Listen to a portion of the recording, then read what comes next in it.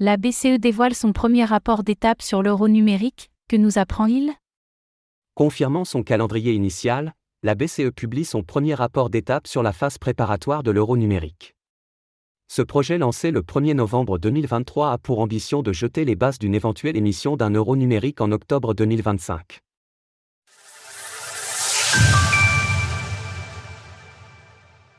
Des standards de confidentialité conséquents pour l'euro numérique. La Banque centrale européenne, BCE, semble vouloir tenir ses délais en publiant son premier rapport d'étape sur la phase préparatoire de l'euro numérique s'étalant de novembre 2023 à octobre 2025.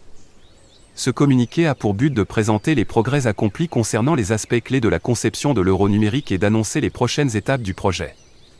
Au cours de ces derniers mois, la BCE a approuvé les standards techniques requis pour l'euro numérique, permettant ainsi de fournir des niveaux de confidentialité encore plus élevés que les solutions de paiement numériques actuelles, tout en assurant une solide protection de l'utilisateur final contre la fraude. Selon ces termes, qu'est-ce que l'euro numérique et pourquoi suscite-t-il des inquiétudes ? L'objectif étant d'offrir un niveau de confidentialité proche de celui des transactions en espèces. Ainsi, la BCE annonce que les prestataires de services de paiement n'accéderont qu'aux données nécessaires pour se conformer aux réglementations de l'UE, telles que celles contre le blanchiment de capitaux. La BCE sera également soumise à la supervision d'autorités indépendantes de protection des données pour garantir sa propre conformité au Règlement général sur la protection des données, RGPD, de l'UE.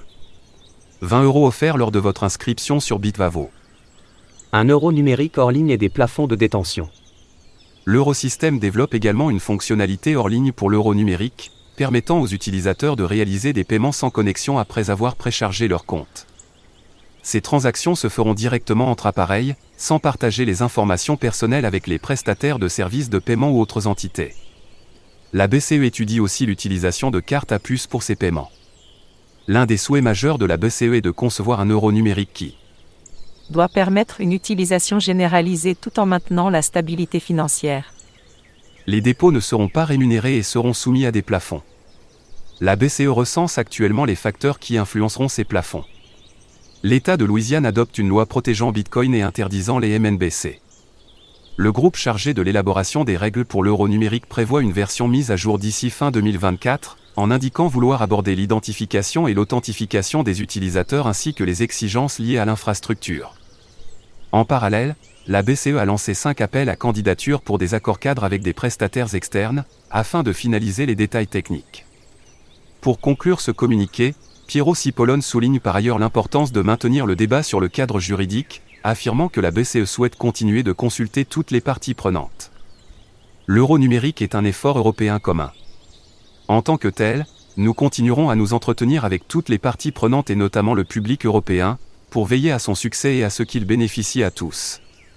Piero Cipollone, président du groupe de travail de haut niveau sur un euro numérique.